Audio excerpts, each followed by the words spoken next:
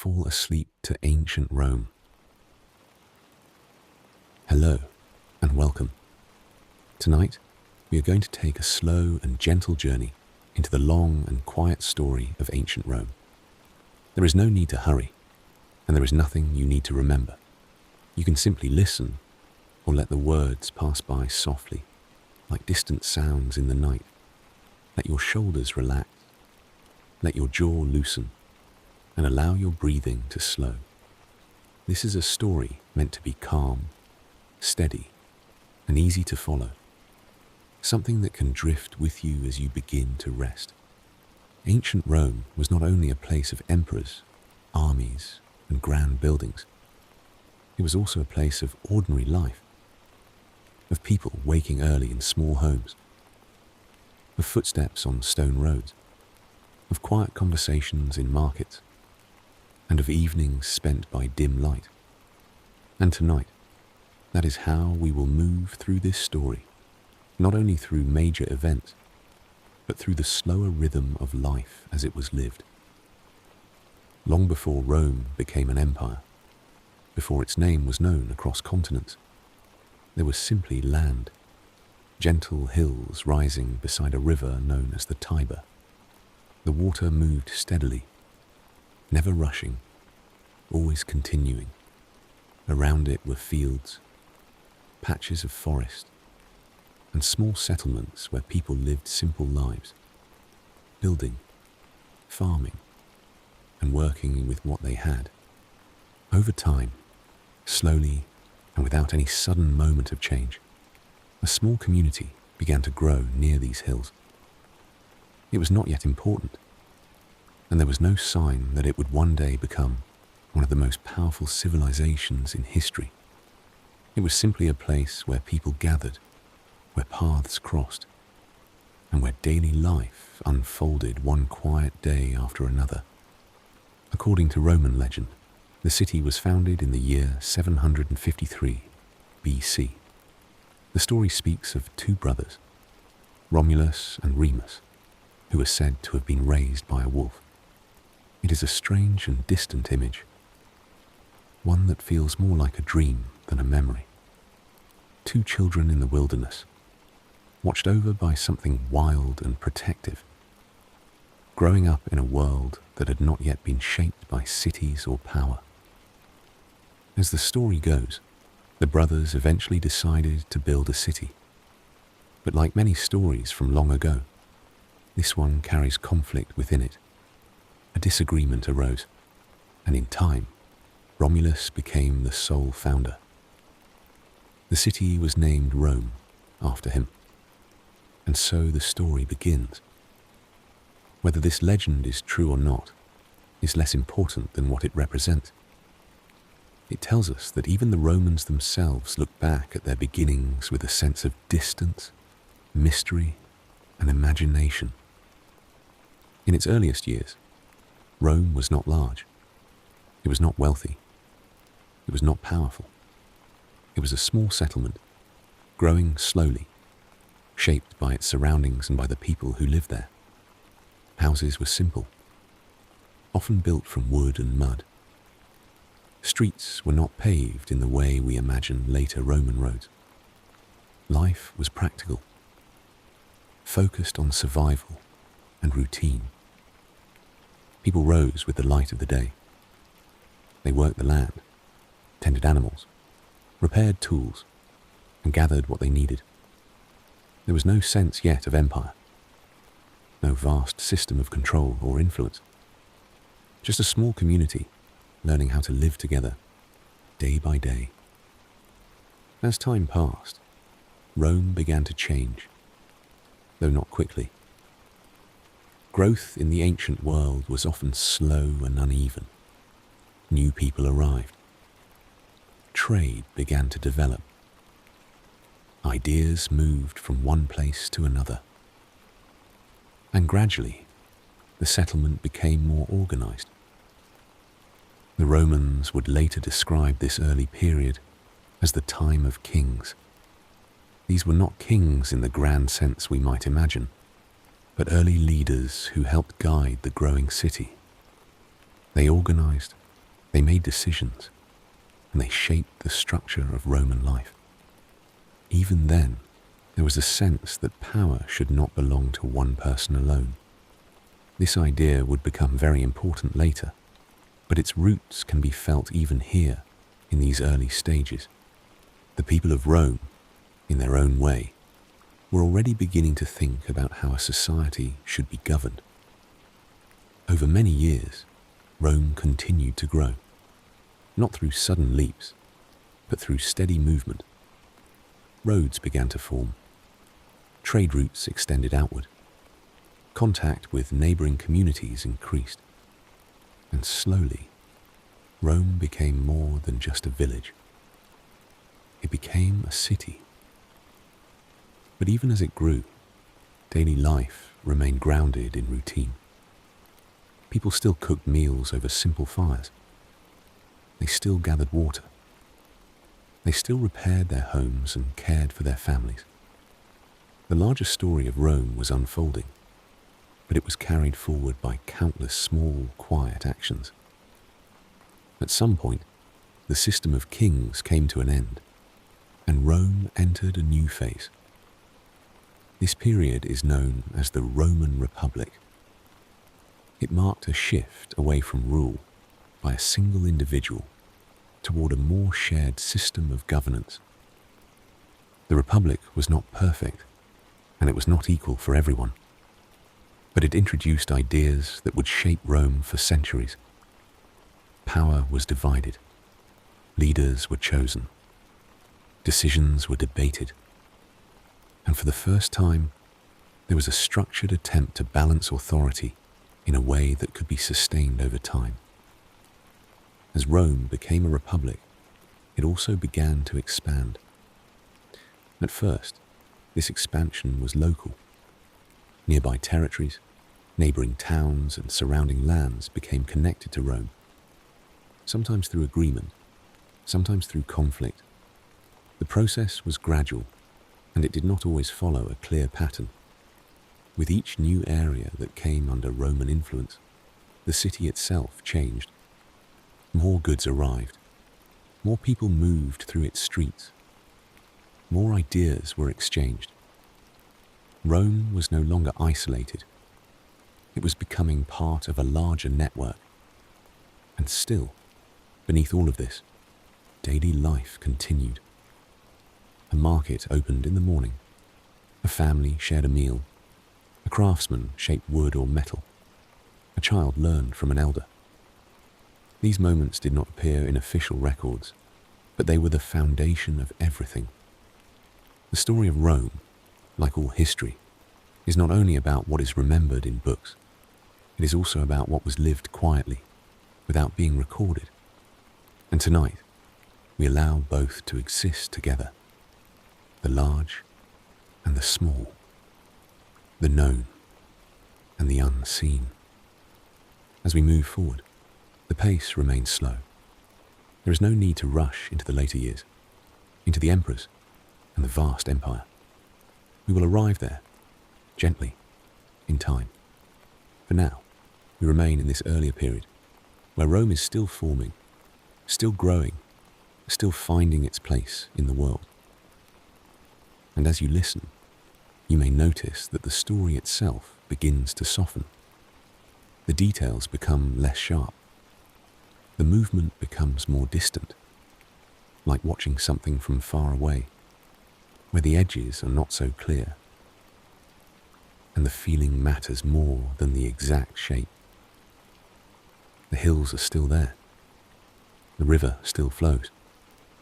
The city is growing, slowly, quietly, and somewhere within it, people are living their lives, unaware of how far this story will one day reach. As Rome continued to grow during the time of the Republic, its influence slowly stretched outward. What had once been a small settlement near a river was becoming something larger, something more connected to the lands around it. Roads extended beyond the hills, linking Rome to nearby towns and distant regions. These roads were not only paths for soldiers, but also for traders, travelers, and messages moving from one place to another. Over time, they formed a network that allowed Rome to stay connected, even as it expanded further away from its original center. Expansion did not happen all at once. It moved in phases, sometimes quickly, sometimes slowly, depending on the circumstances. There were conflicts with neighboring peoples, and there were also alliances formed through agreement and mutual benefit. Each interaction, whether peaceful or not, added something to Rome's development. New customs, new goods, and new ideas entered the city, shaping it in ways that were not always planned, but gradually became part of its identity.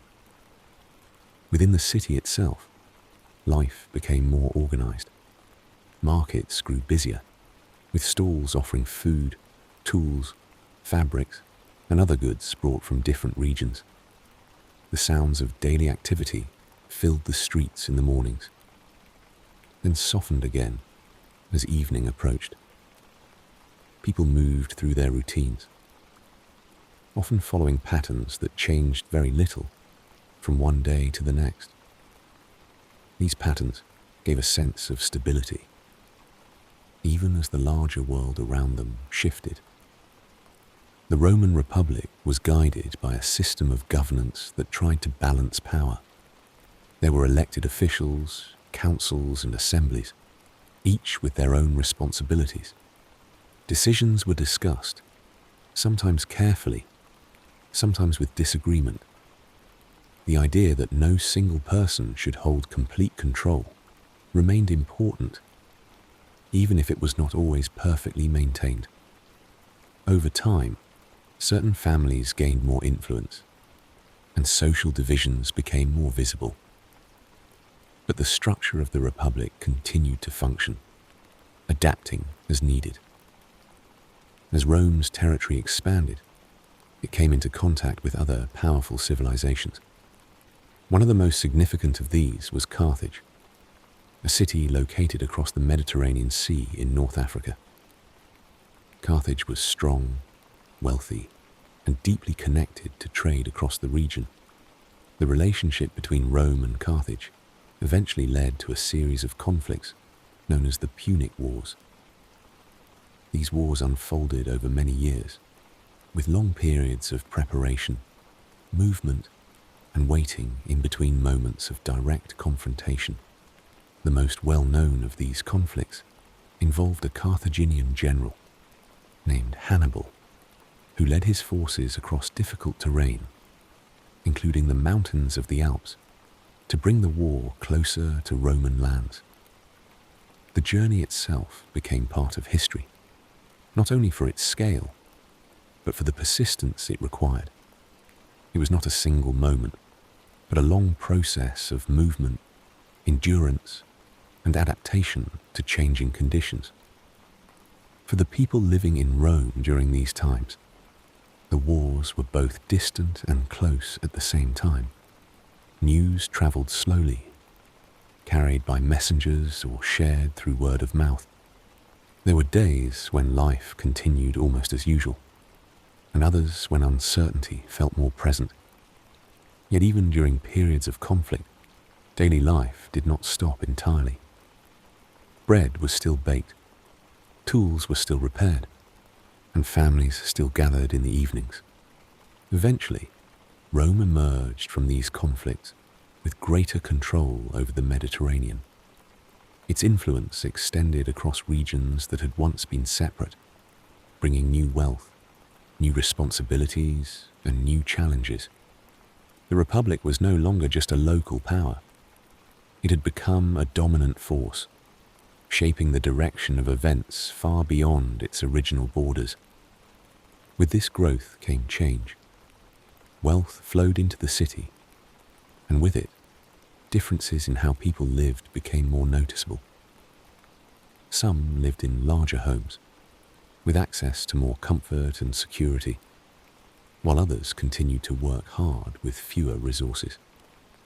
The gap between different groups within society grew, and this created tension that would gradually influence the course of Roman history. At the same time, the structure of the Republic began to show signs of strain. As Rome became more powerful, the balance that had once defined its system of governance became harder to maintain. Leaders with strong influence began to shape decisions more directly, and the idea of shared power became more difficult to uphold in practice. Among these leaders was Julius Caesar, a figure whose name would become one of the most recognized in Roman history.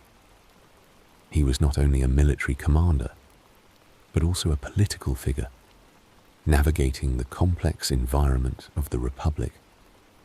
His actions and decisions were part of a larger pattern, one in which individuals began to hold more concentrated influence within a system that had been designed to distribute it. Caesar's campaigns expanded Rome's territory even further, particularly into regions of Western Europe.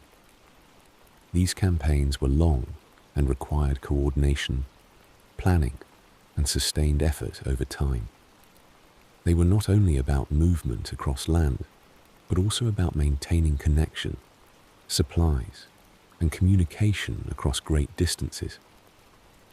Back in Rome, these changes were felt in quieter ways. News of victories or setbacks would arrive, sometimes clearly, sometimes with uncertainty. People would gather in public spaces to listen, to discuss, or simply to observe. The city itself continued to function, its streets still filled with daily activity, even as larger shifts unfolded in the background. Over time, the balance within the Republic continued to weaken. Disagreements between leaders grew more intense, and the system that had once kept power, distributed, became less stable.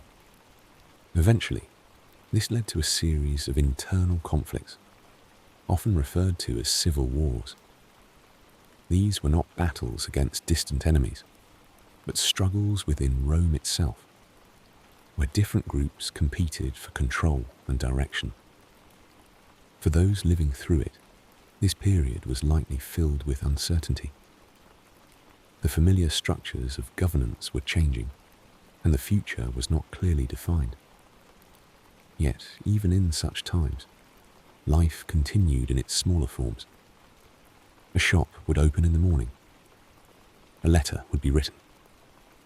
A meal would be prepared. These small actions, repeated day after day, carried people through periods of change. In the end, the Republic gave way to a new form of rule. It did not happen in a single moment, but through a gradual process in which power became more centralized. This marked the beginning of what would be known as the Roman Empire, a period in which leadership would take a different shape, and Rome would reach the height of its influence. And so, as this part of the story comes to a gentle pause, we find Rome at a turning point. No longer the small settlement by the river, and no longer the republic it had once been, but something new, something larger, and still continuing to change. The movement of history remains slow, steady, and ongoing, just like the river that once flowed beside the first hills of the city. As the Roman Republic slowly gave way to a new form of rule, the structure of power changed in ways that felt gradual at first, but would eventually shape the future of Rome for centuries. This new phase is known as the Roman Empire, and it began not with a sudden break, but with a quiet transition in how authority was held and expressed. At the center of this change was a leader known as Augustus, who became the first emperor of Rome. Augustus did not present himself as a king, and he did not claim absolute power in an obvious way. Instead, he maintained the appearance of the old republican system, while carefully guiding decisions from behind that structure. It was a subtle approach, one that allowed Rome to move into a new era, without completely abandoning the ideas it had held before. For many people, daily life did not change dramatically overnight. The streets were still the same, the markets still opened each morning, and families continued their routines as they always had. Under Augustus, a long period of relative stability began, often referred to as the Pax Romana, or Roman peace. This was not a perfect peace, and it did not mean that there were no conflicts anywhere within the empire, but it did mark a time when large-scale internal wars became less common, and the structure of the empire allowed for a certain level of order and predictability. During this time, Rome reached a level of organization that supported both its size and its complexity. Roads connected distant regions, allowing travel and communication to move more smoothly than before. These roads were carefully constructed, often straight and durable, designed to last. Along them moved not only soldiers, but also merchants, officials and travelers carrying goods, messages, and ideas. The city of Rome itself became larger and more detailed. Buildings rose in stone rather than wood, and public spaces were designed for gathering, discussion, and shared experience. There were forums where people could meet, baths where they could relax, and temples where they could reflect or participate in rituals. These spaces were part of daily life, not only for practical reasons, but also for a sense of belonging within the larger structure of the city. Yet even in a city of this scale, life was still lived in small moments. A person waking before sunrise to prepare food, a shopkeeper arranging goods before opening, a child following a parent through the narrow streets. The larger system of the empire existed, but it was supported by these quiet, repeated actions that continued each day. In homes, life varied depending on circumstances. Some lived in larger houses with inner courtyards, where light and air could move more freely. Others lived in more crowded conditions, in buildings that held many families within a limited space. Despite these differences, there were shared patterns. Meals were prepared, conversations were held, and evenings often brought a slower pace as the day came to a close.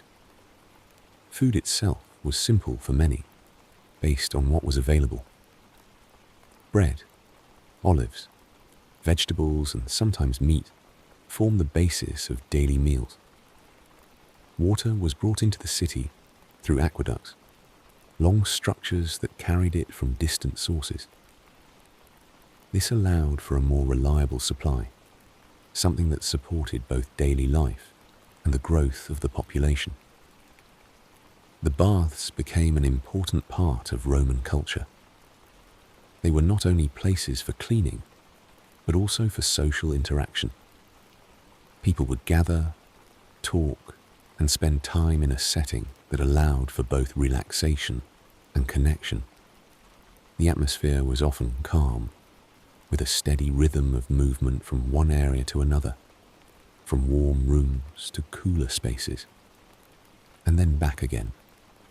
Education existed in different forms, often depending on family resources. Some children learned basic reading and writing, while others were taught more advanced subjects such as rhetoric, which involved speaking and persuasion.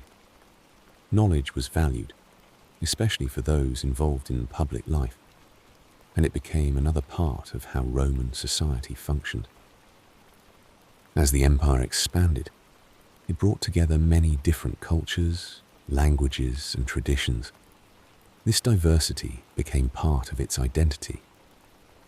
People from distant regions moved through the same spaces, traded in the same markets, and lived under the same system of rule. It was not always simple, and it was not always equal, but it created a sense of connection across large distances. Time moved forward, as it always does. New emperors followed Augustus, each bringing their own approach to leadership. Some ruled with care, others with less balance. The stability of the empire depended not only on its structures, but also on the individuals who guided it at different moments.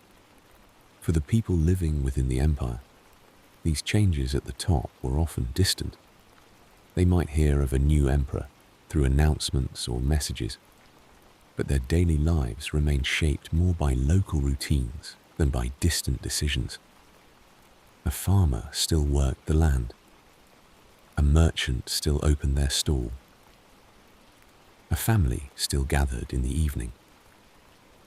And so, even as Rome reached what is often called its height, there was a quiet continuity beneath it all. The empire was vast, but life within it was still lived one day at a time, in small, steady rhythms that did not always reflect the scale of the larger system. As we continue, we begin to notice subtle shifts, not sudden changes, but small signs that the structure, while strong, is not unchanging. Systems that grow large require constant balance, and over time, maintaining that balance becomes more complex. And so, the story moves forward, slowly, into a period where the strength of Rome will be tested, not only by forces from outside, but also by changes from within. But for now, we remain in this moment of relative calm, where the empire is stable, and the rhythm of daily life continues with a sense of quiet order. As time continued to pass, the Roman Empire remained vast, but beneath its surface, small changes began to appear. These changes were not always easy to notice at first. They did not arrive all at once, and they did not announce themselves clearly. Instead, they developed slowly, over years and generations, like subtle shifts in the weather that only become visible when enough time has passed. The empire had grown so large that maintaining its structure required constant effort. Communication across long distances became more difficult. Decisions made in one place did not always reach another quickly. Local leaders held more responsibility and sometimes more power, as the central authority struggled to remain equally present everywhere. At the same time, pressures from outside the empire increased. Groups from beyond Roman borders moved closer, sometimes peacefully, sometimes not. These movements were part of larger patterns, people searching for land, for stability, or simply moving as they always had. But for Rome, these movements created new challenges, requiring attention, resources, and response. Within the empire, economic strain also began to grow. Maintaining roads, armies, and public systems required resources, and over time, the balance between what was available and what was needed became more difficult to manage. These were not sudden problems, but gradual ones, building slowly, becoming more noticeable over time. For the people living within the empire, these changes were felt in quiet ways. A road not repaired as quickly as before, goods becoming less available, a sense that things were not as stable as they once had been. Yet daily life continued, as it always does. People adapted. They adjusted their routines. They found ways to carry on. As the centuries moved forward, the structure of the empire shifted again. It became divided, with different regions governed separately, in an attempt to make management easier. This division was practical, but it also marked a change in how the empire functioned as a whole. In the western part of the empire, challenges continued to increase. Leadership changed more frequently, and stability became harder to maintain. external pressures combined with internal difficulties, creating a situation that was complex and constantly evolving.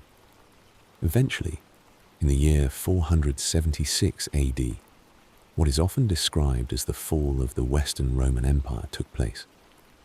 This date is commonly used as a marker, a point in time that represents the end of an era. But like many moments in history, it was not a single event that changed everything overnight. It was part of a long process, one that had been unfolding for many years.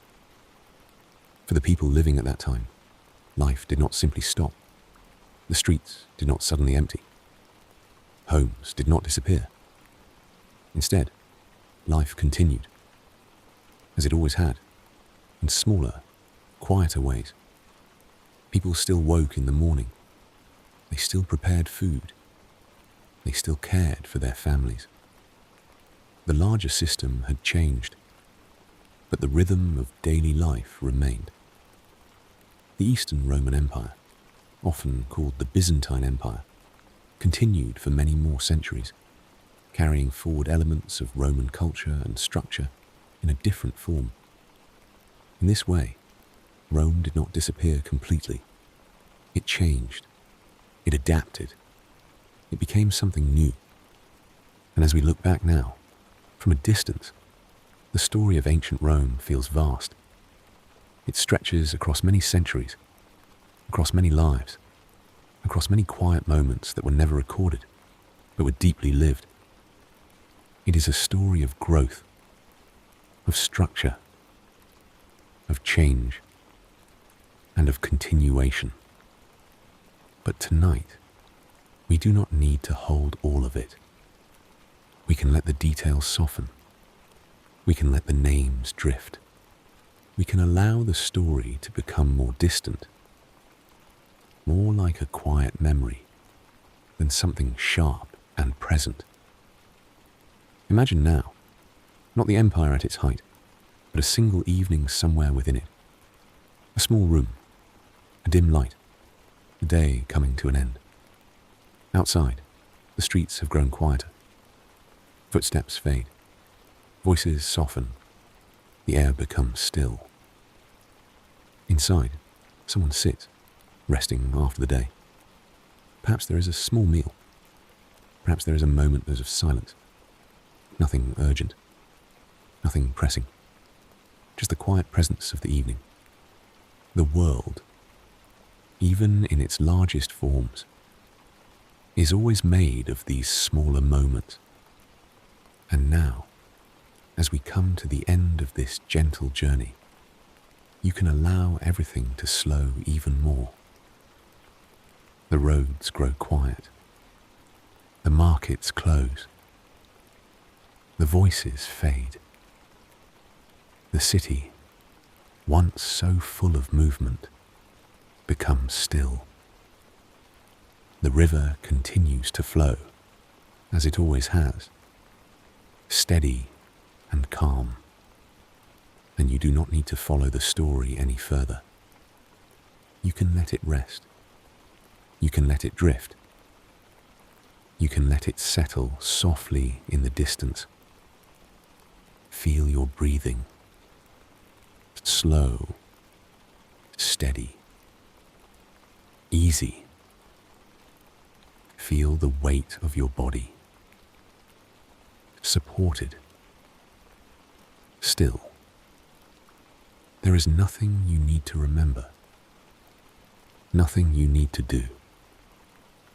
Only rest, only quiet, only sleep. Drift now and let the world fade gently into the night.